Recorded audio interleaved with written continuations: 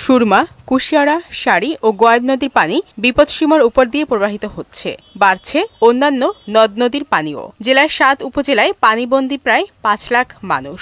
ইতোমধ্যেই ৫৪৭টি আশ্রয়কেন্দ্র চালু করা হয়েছে। প্লাবিত উপজেলাগুলোর মধ্যে কানাইঘাট, জৈন্তাপুর, গোয়াইনঘাট, কোম্পানীগঞ্জ ও জকিগঞ্জে জেলা প্রশাসনের পক্ষ থেকে চাল, শুকনো খাবার ও অর্থ বরাদ্দ করা হয়েছে।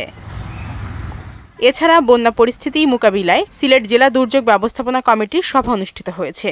অনেক এলাকার পানিবন্দী মানুষকে আশ্রয়কেন্দ্র ও নিরাপদে সরিয়ে নেওয়া হয়েছে। 2 দিনে পানি অনেকটা বেড়ে গেছে, 30-40টার মতো বাসা ডুবিয়ে গেছে, অনেক মানুষের ক্ষয়ক্ষতি হয়েছে। হঠাৎ পানি বেড়ে গেছে, বের কারণে কর্মচারী যারা তো আসতে পারেই নাই, ওদের জায়গায় পানি। ওয়ালটন ফ্রিজ কিনে অনেকের মতো আপনিও হয়ে যেতে পারেন মিলেনিয়াল সেরা পণ্যের সেরা অফার।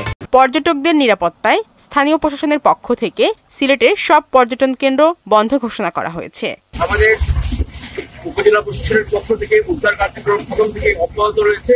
আমরা জাফলং যে টুরিস্ট স্পট রয়েছে সেটি বর্তমানে বন্ধ আছে। সেখানে যে টুরিস্ট নৌকাগুলো আছে সেই নৌকাগুলো প্রায় 1.5 শতাধিক নৌকা আমরা এই উদ্ধার কার্যে ব্যবহার করছি। এদিকে সুনামগঞ্জে বৃষ্টি আর উজানের ঢলে সুরমা সহ সব নদ নদীর পানি বাড়ছে। শারমিন স্বর্ণা, মোহনা সংবাদ।